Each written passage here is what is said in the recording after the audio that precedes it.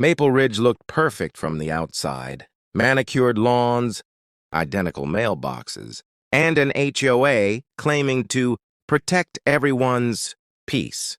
But the day Daniel Reyes planted a single rosebush for his late wife, everything changed. That simple act sparked fines, threats, secret meetings, and a shocking attempt to take his home. And someone was watching him every hour, every day, waiting for him to slip. But Daniel had a plan. When he finally revealed it, Maple Ridge would never be the same. Drop your location in the comment. Let's see how far this story reaches around the world. Daniel moved in 2 years after losing his wife. Elena, seeking peace and a place to heal. Maple Ridge seemed ideal. Friendly neighbors, newsletters about picnics, landscaping days, and holiday contests. He bought a cozy, one-story cottage with a small lawn and wooden porch. Mornings were spent with coffee, listening to wind through the hedges, and sunlight creeping across the yard. Yet something felt off. Every flower bed identical, every lawn trimmed to perfection, every mailbox polished the same week. Mrs. Hensley warned, "That's the HOA, they don't play around." Daniel shrugged it off. Rules were rules. He just wanted to plant one rose bush in Elena's memory. Life settled into quiet routines, sweeping the porch, tending the lawn and evening walks. But little annoyances began to appear, misplaced trash bins, porch lights left too long, and uneven hedges. The neighborhood seemed to watch. On a quiet Saturday, Daniel planted the rose bush, inhaling the scent of earth, remembering Elena humming in the garden. By noon, a notice appeared. Violation notice, unauthorized. Plant species, improper landscaping, modification, $200 fine. Confused. Daniel called the HOA. Marla responded curtly. His rosebush violated the approved palette. He could appeal. At the next board meeting, at the clubhouse meeting, Gerald Whitman, HOA president, stared coldly. "Rules exist for a reason," Daniel pleaded. "It's just a rosebush. Remove it in 72 hours or fines escalate." Gerald said. Retaliation came fast. Fines for mulch color, grass length, and mailbox maintenance. Every day, an envelope awaited. Neighbors whispered apologies. Then came the late-night stalking. At 11:23 p.m., Daniel spotted Gerald photographing his yard. The HOA president was watching, silent, deliberate, threatening.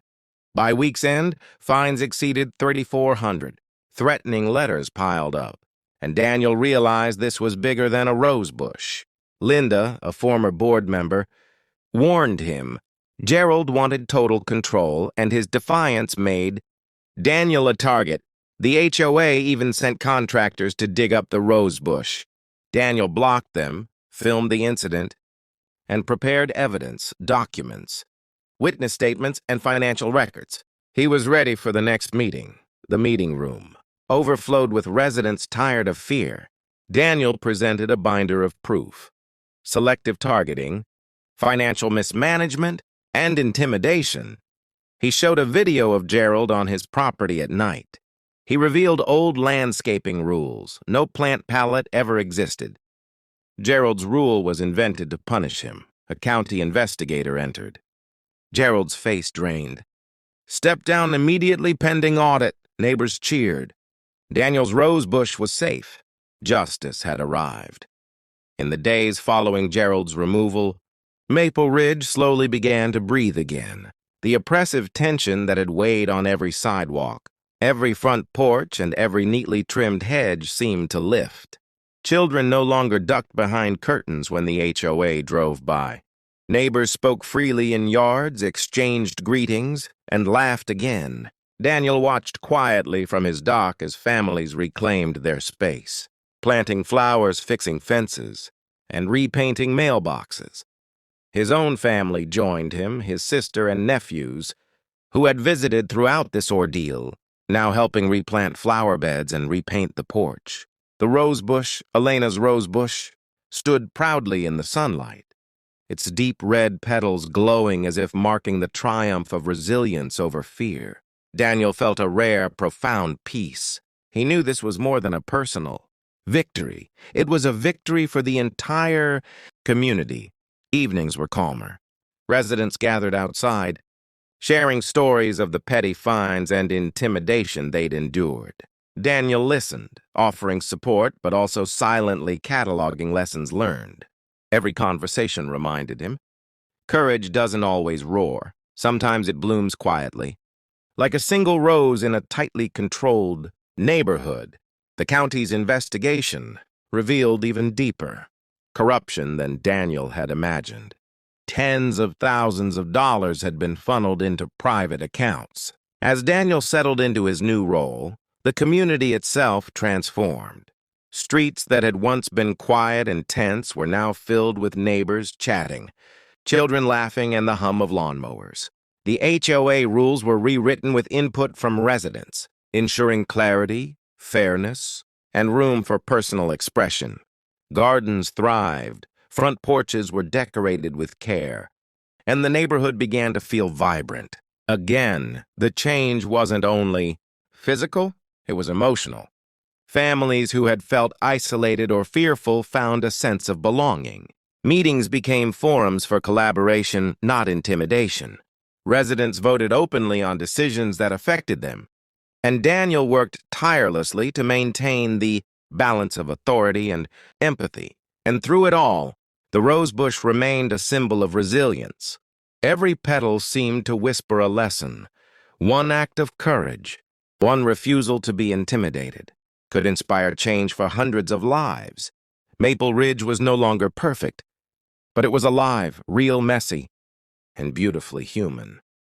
Weeks later, as the sun dipped low in the sky, Daniel stood on his dock with neighbors gathered around.